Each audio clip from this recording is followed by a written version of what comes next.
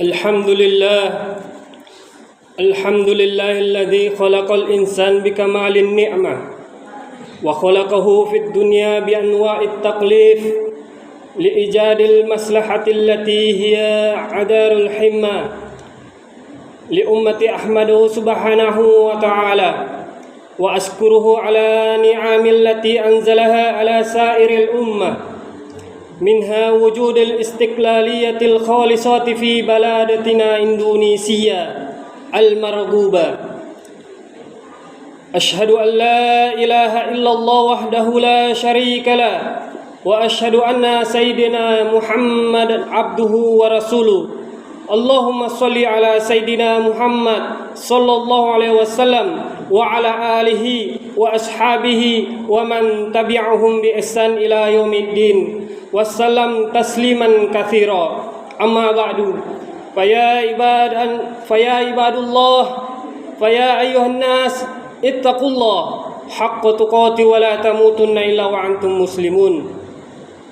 قال الله تعالى أعوذ بالله من الشيطان الرجيم ولتكن منكم أمة يدعون إلى الخير ويأمرون بالمعروف وينهون عن المنكر وأولئك هم المفلحون.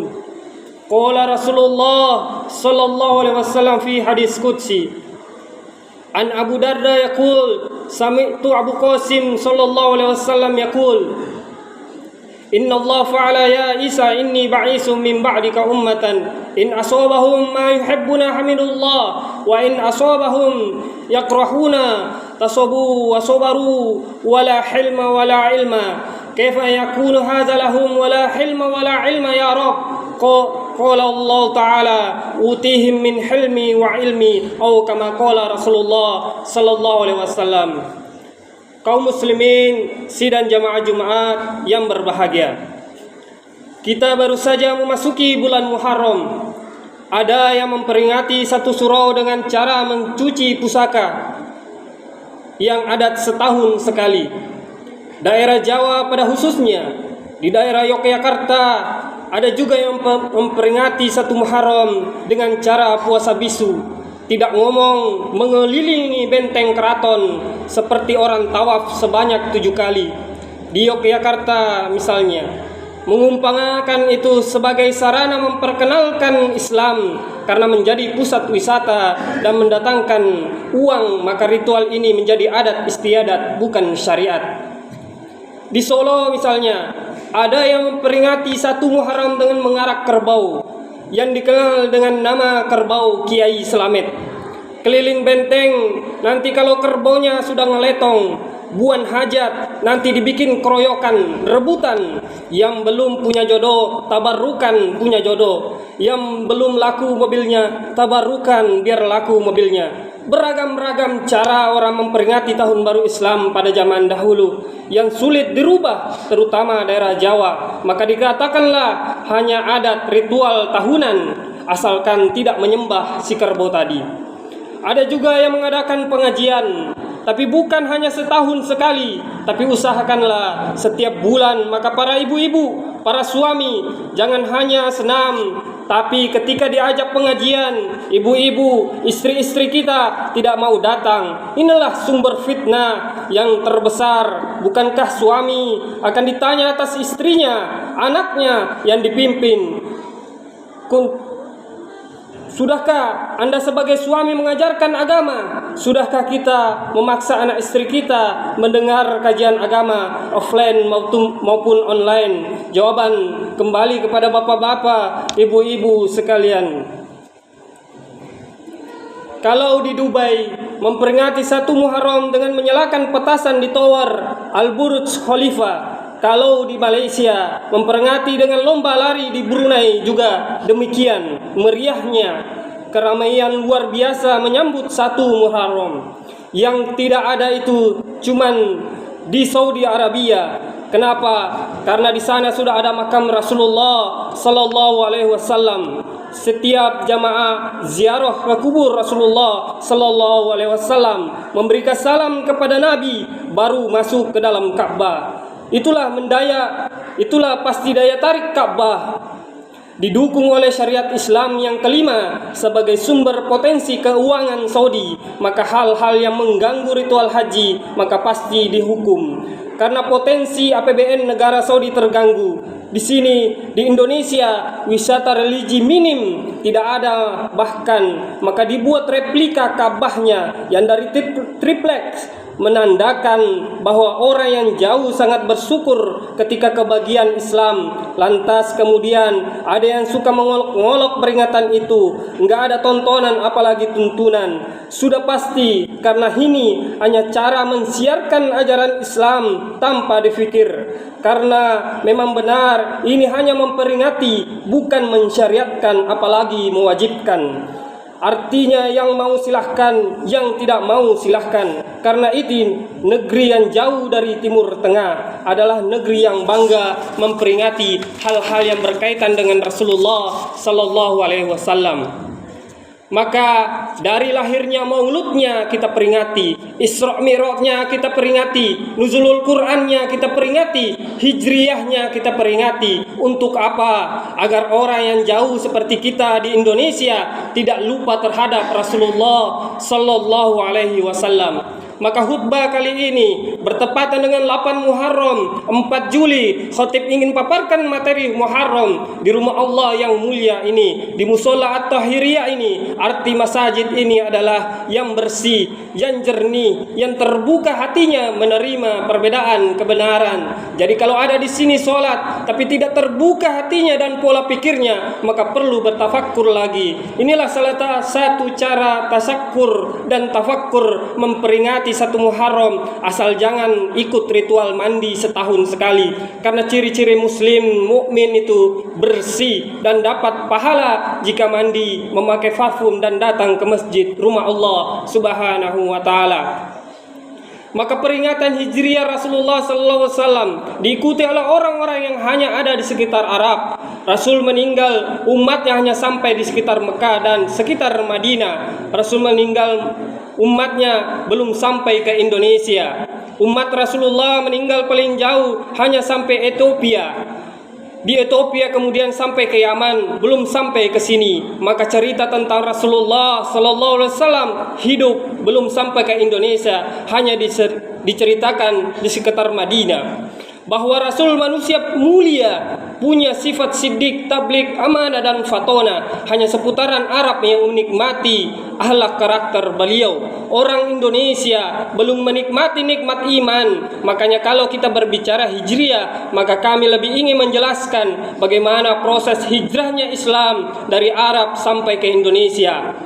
Karena sekarang banyak yang salah faham dan beda penafsiran terkait hijrahnya Islam ke Indonesia, yang timbul kesalahfahaman sehingga akhir-akhir ini khilafiyah malah banyak terjadi di kalangan kaum muslimin. Ma'asyiral muslimin, Islam ini memang dicipta oleh Allah menjadi rahmatan lil alamin. Wa ma arsalnaka illa rahmatan lil alamin. Seluruhnya dicipta untuk mendapatkan nikmat iman, termasuk orang yang sangat jauh dari Rasulullah. Maka kalau kita ingin melihat Rasul, harus di sekitar Madinah dan sekitar Mekah. Dulu orang berhaji yang dapat melihat Rasul itu pun mesti datang ke Mesir setelah masuk Afrika. Karena Afrika itu negeri yang tidak jauh dari Arab, hanya yang melompati Mesir dan tidak kebagian agamanya Allah Subhanahu wa taala. Pun Eropa demikian, hanya melewati negara yang namanya Maroko. Dari Maroko melewati kumpulan namanya Casablanca, terus Tanzir. Ini juga enggak kebagian agama Allah Subhanahu wa taala. Apatah kita di Indonesia yang sudah sangat jauh, apakah kita masih kebagian agamanya Allah Subhanahu wa taala? Kurang lebih jika kita naik pesawat sudah 9 sampai dengan 10 jam. Negeri yang sangat jauh, negeri yang mungkin tidak ada di dalam kamusnya para sahabat sebutannya. Maka Rasulullah disebut negeri Arab. Keluar Arab dikit namanya A'rabi.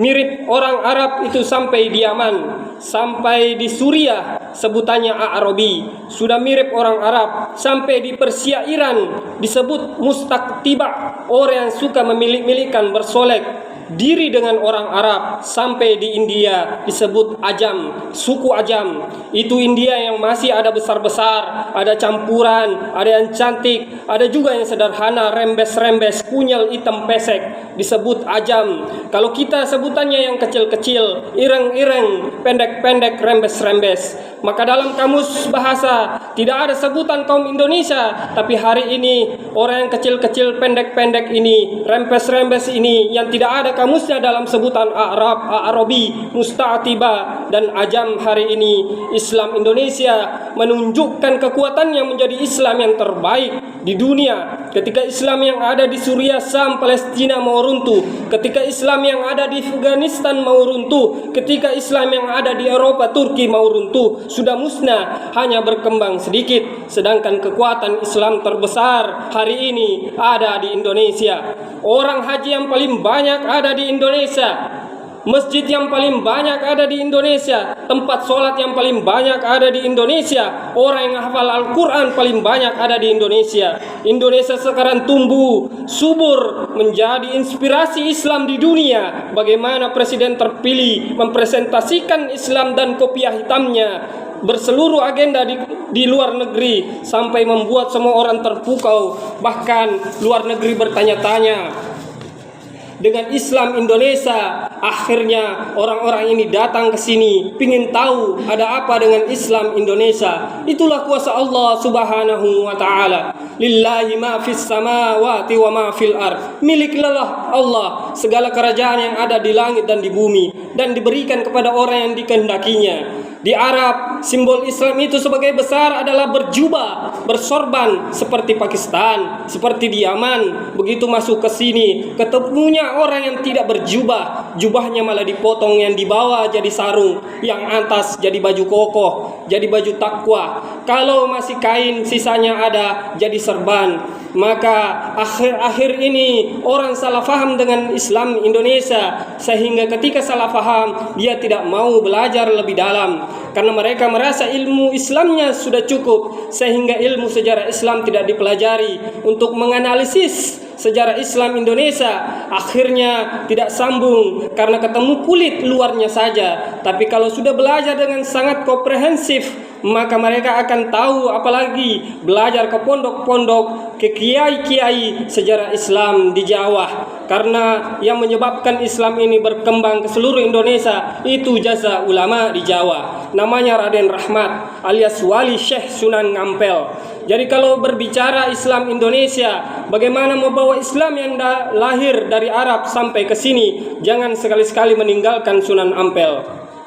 Karena beliau adalah kunci. Beliau punya murid namanya Datuk Ribandang. Nah, Datuk Ribandang ini menyebarkan Islam ke kawasan timur, bertempat di Gunung Bawah Karaeng, Sulawesi, yang menjadi sebab berkembangnya Islam di Indonesia Timur. Beliau punya anak murid namanya Sunan Bonang. Sunan Bonang punya murid namanya Hatib Dahyan. Hatib Dahyan bergerak ke Kalimantan, menjadi sumber berkembangnya Islam di Kalimantan dan menjadi cikal bakal kerajaan Islam se-Kalimantan. Sunan Ampel punya murid namanya Aryo Dila. Aryo Dila atau Raden Hussein bergerak ke Semenanjung, Sumatera, menjadi sebab berdirinya kerajaan-kerajaan Islam di Sumatera. Sunan Ampel punya anak namanya Sunan Bonang. Sunan Bonang punya murid namanya Sunan Kalijogo, yang menjadi sebab berkembangnya Islam ke seluruh kedalaman Pulau Jawa. Inilah yang kadang orang nggak mau mempelajarinya. Makanya kadang pangling dengan Islam di Indonesia. Islam datang pertama keluar dari Arab setelah Rasulullah, yang paling jauh bergerak ke Basrah,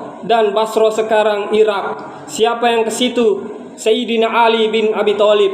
Begitu Sayyidina Ali bergerak ke Basrah jadi gubernur, orang Basrah sangat berterima kasih. Sebab apa? Orang Persia adalah orang yang terbaik sebelum Rasulullah, bangsa yang paling beradab sebelum Rasulullah. Tapi kalau pamor, ketika Rasulullah lahir, maka orang Persia sangat menginginkan Rasulullah untuk datang ke Persia, Irak. Tapi Rasulullah enggak datang ke sana. Yang datang menantunya namanya Sayyidina Hussein, Sayyid Ali. Akhirnya Raja Persia namanya Raja Rustam besanan sama Sayyidina Ali sebagai menantu Sayyidina Hussein. Karena Raja Rustam ini masuk Islam, yang sebelumnya beragama Majusi. Orang Majusi punya Tuhan api. Tuhannya ditaruh di bangunan yang sangat tinggi namanya menara. Setelah masuk Islam, bangunan tingginya masih ada, tapi apinya dibuang. Akhirnya punya menara di depan masjid, sehingga orang melihat ini masjid ada menaronya dan bagus. Maka setelah itu hampir semua masjid membuat menara tanpa api Persia, sehingga sampai Surabaya dikenal dengan nama Menara. Nah, kemudian perkembangan Sayyidina Husain punya anak Sayyid Ali Zainal Abidin. Sayyid Zainal Abidin adalah orang yang selamat dari perang antara Yazid bin Muawiyah sama Sayyidina Husain. Seluruh keluarga cucu Nabi meninggal pada tanggal 10 Muharram. Meninggal semua, tersisa satu namanya Sayyid Ali Zainal Abidin. Inilah maka kemudian Sayyid Ali Zainal Abidin bergerak keluar Arab, kemudian mempunyai anak namanya Sayyid Muhammad Baqir. Ma'asyiral muslimin, kemudian semakin jauh Sayyid Muhammad Baqir keluar membawa Islam, punya anak namanya Sayyid Jafar Shodiq, punya saudara namanya Sayyid Musa Qadim, dan Sayyid Jafar Shodiq lahir anaknya Sayyid Al-Uraidi. Sayyid Al-Uraidi punya anak namanya Sayyid Muhammad, dan semakin jauh keluar punya anak namanya Sayyid Ubaidillah, kemudian punya anak namanya Sayyid Isa An-Naqib, lalu punya anak namanya Sayyid Ahmad Al-Muhajir, punya anak namanya Sayyid Alwi, tambah jauh punya anak namanya Sayyid Muhammad, punya anak namanya Sayyid Mal Alwi, tambah jauh punya anak namanya Sayyid Al-Khalsam, tambah jauh punya anak namanya Sayyid Ahmad Ar-Mirbat, punya anak namanya Sayyid Alwi Abdul Faqih, punya anak namanya Sayyid Abdul Malik. Sayyid Abdul Malik sampai Mongolia. Sayyid Abdul Malik punya anak namanya Sayyid Ahmad Jalaluddin. Negeri Campa sama negeri Yaman perang saudara, maka mendatangkan Sayyid Ahmad Jalaluddin untuk sebagai juru damai di Kamboja. Jadi bisa dibayangkan, dua kerajaan Hindu berperang, justru juru damainya orang Islam. Betapa hebatnya orang Islam. Orang Hindu saja tawuran, perang juru damainya orang Islam. Begitu rukun kerajaan diberikan kepada Sayyid Ahmad Jalaluddin. Punya anak namanya Sayyid Muhammad, punya anak namanya Sayyid Jamaluddin Al-Husaini Al-Khair. Turun ke tanah Jawa dikenal dengan nama Syekh Jumadil Kubro. Syekh Jumadil Kubro sampai Indonesia langsung faham makna ayat Allah sudah menyatakan di dalam Al-Quran. A'udzubillahi minasyaitonirrajim. Ya ayyuhan nas, hai manusia, inna khalaqnakum min dzakarin wa unsa wa ja'alnakum syu'uban wa qabaila lita'arafu. Kurang lebih Allah ingin menjelaskan bahwa kalian berbangsa-bangsa, bersuku-suku, laki perempuan, pria wanita, untuk saling kenal mengenal. Syekh Jumadil Kubro lah yang ketemu dengan bangsa Nusantara yang kecil-kecil, pendek-pendek, rembes-rembes ini. Lalu begitu ketemu dengan Sayyid Jamaluddin Al-Husaini Al-Kabir, adalah orang yang alim dalam ilmu Al-Quran. Ternyata beliau sampai di sini kaget karena ketemu dengan bangsa kecil-kecil, pendek-pendek, rembes ini, yang mempunyai peradaban yang sangat tinggi. Bahkan Mojopahit, sebuah bangsa yang menguasai 2/3 dunia, punya kitab rujukan politik yang namanya Negeri Kertama, punya kitab sosial yang sangat baik namanya Sutosoma. Rujukan dunia Belanda mengambil kitab negara Kertama, hukumnya dijadikan sumber hukum Belanda. Sekarang Belanda punya hukum terbaik di dunia, sehingga mahkamah internasional ada di Den Haag, Belanda. Jadi jangan sampai kemudian kita salah faham sebenarnya tentang Islam di zaman Syekh Jumadil Kubro, dengan bangsa yang sangat maju menaklukkan bangsa-bangsa di dunia sebelum Majapahit. Mongolia sudah dikalahkan di tanah Nusantara ini, padahal Mongolia adalah negara yang terkuat di dunia, penakluk Eropa, penakluk Arab, masuk ke sini kalang kabut. Utusannya yang namanya Menci dipotong telinganya. Maka Syekh Jumadil Kubro mau bercerita tentang surga yang airnya mengalir seperti sungai. Di sini di Indonesia banyak sekali sungai. Terus mau bercerita isi surga tentang buah-buahan. Orang sini, orang Indonesia setiap hari makan buah-buahan, bahkan bertandan-tandan. Itulah kenapa para penjajah tergiur ingin mengambil rempah-rempah di Indonesia. Bahkan diceritakan kekuasaan Majapahit, bangsa yang kuat, bangsa yang maju. Maka ketika tersiar cerita bahwa Islam disebarkan oleh saudagar, tidak sepenuhnya benar. dan tidak bisa diterima teori karena sejarah kita dipalsukan. Seakan-akan saudagar mengajarkan agama di Nusantara sebelum Islam. Datanglah kasta sudro atau saudagar. Adalah kasta sudro, enggak boleh ngomong agama. Yang boleh ngomong agama hanya kasta Brahmana yang sudah meninggalkan dunia.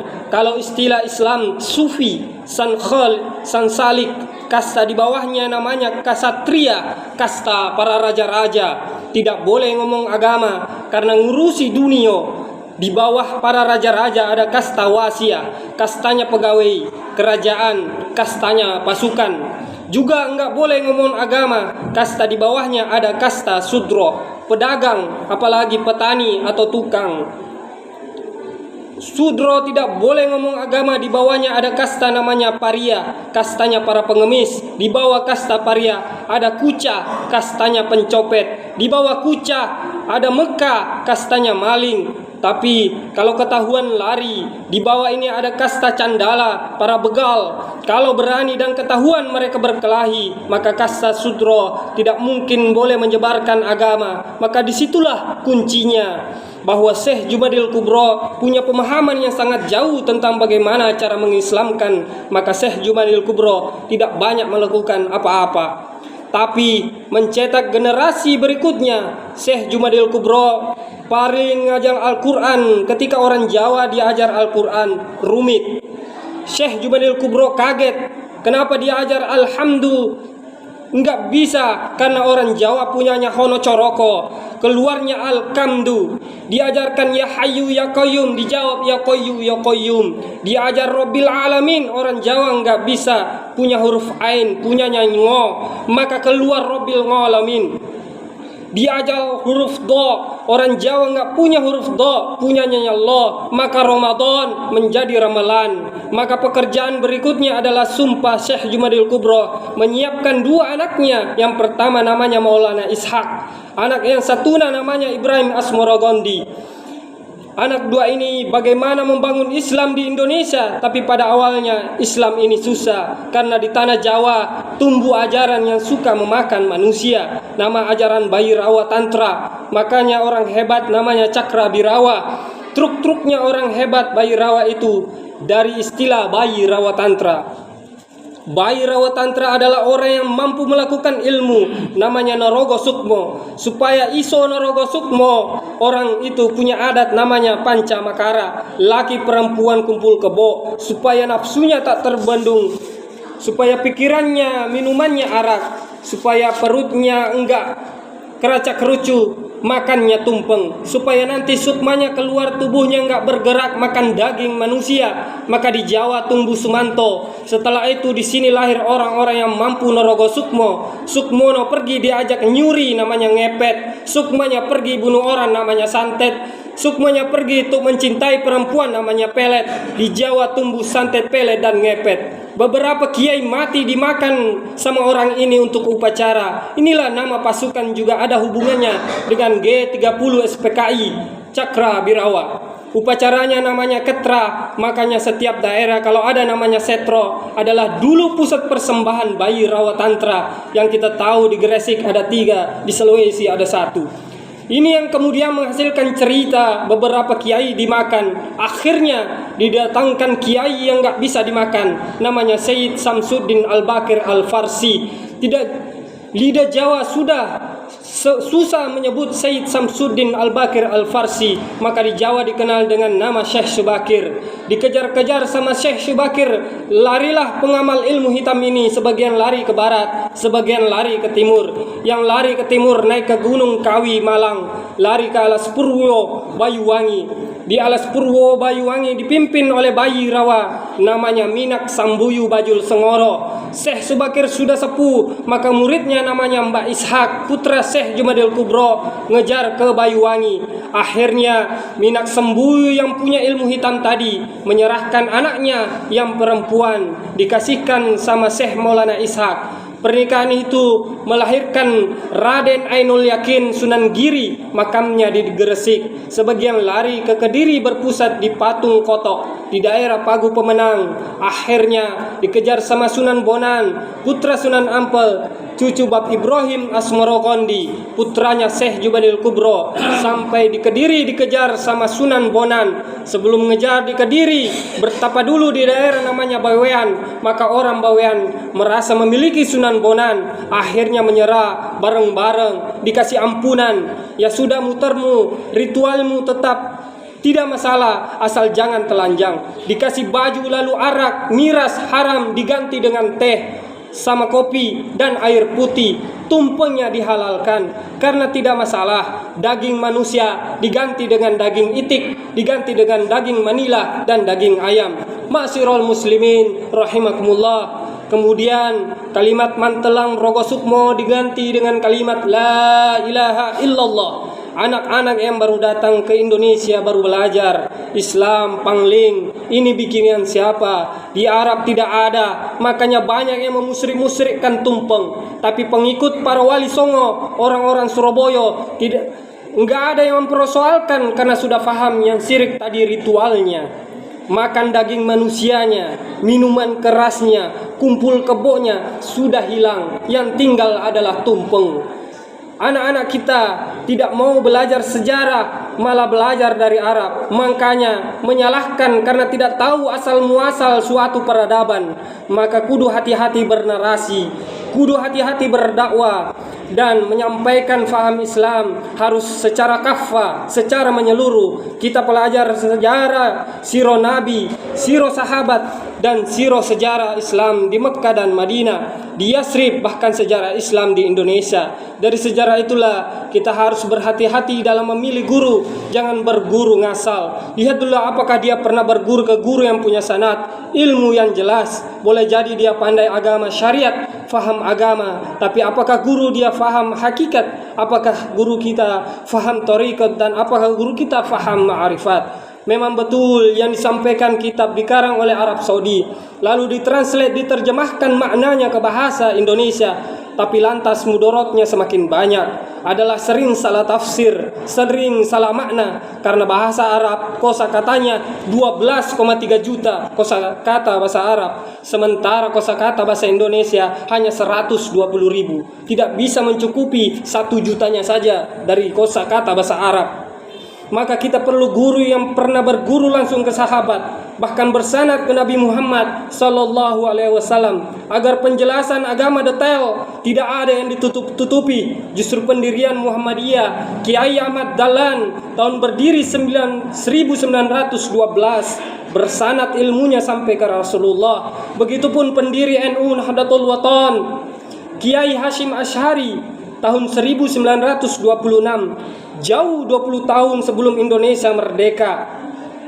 Ilmunya pun bersanad sampai ke Rasulullah. Maka kita langsung belajar kepada Al-Quran dan hadis tanpa guru. Itulah yang disebut man laisa lahu syaikhuhu fasyaiton syaikhuhu. Barang siapa yang tidak punya guru, maka setanlah gurunya.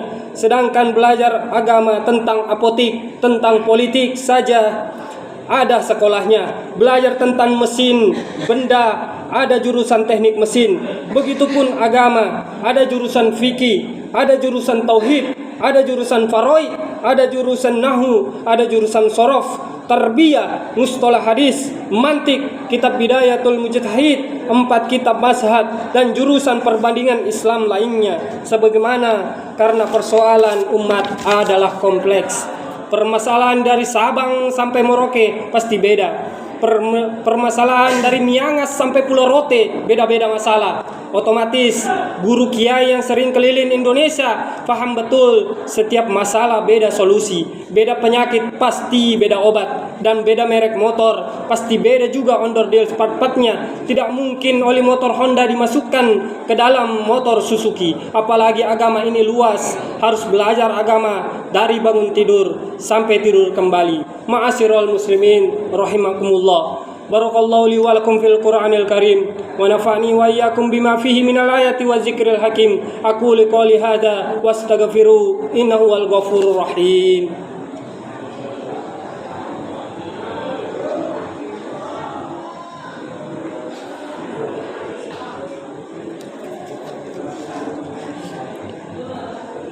Alhamdulillah.